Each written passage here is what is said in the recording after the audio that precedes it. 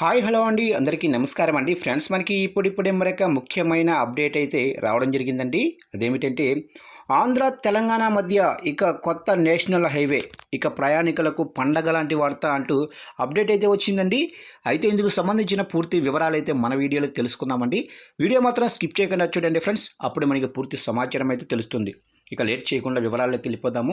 Friends, నాది ఒక చిన్న రిక్వెస్ట్ ఫ్రెండ్స్, ఎంతవరకు మన ఛానల్ని ఇంకా ఎవరైతే సబ్స్క్రైబ్ అయితే చేసుకోలేదో సబ్స్క్రైబ్ అయితే చేసుకోండి. ఎందుకంటే గవర్నమెంట్కి సంబంధించిన ముఖ్యమైన అప్డేట్స్ ఎప్పటికప్పుడు మీకు తెలియజేస్తూ ఉంటాను. మీరు కూడా మిస్ కాకుండా ఉంటారు. సబ్స్క్రైబ్ అయితే చేసి ఫాలో చేయండి ఫ్రెండ్స్.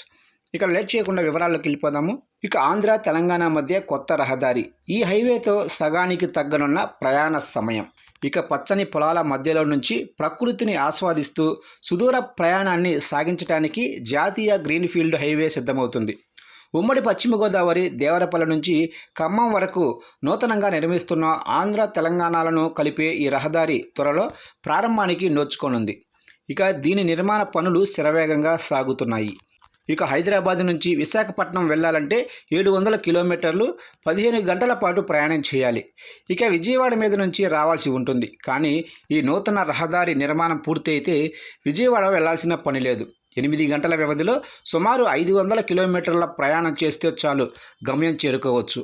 ఇక హైదరాబాద్ నుంచి నిర్దా రహదారి ఖమ్మం మధ్య 56 కిలోమీటర్ల దూరం తగ్గించడానికి 2022 సంవత్సరంలో దేవరపల్లి నుంచి ఖమ్మం వరకు 162 కిలోమీటర్ల దూరం కలిగిన జాతీయ రహదారికి భూమి పూజ చేశారు.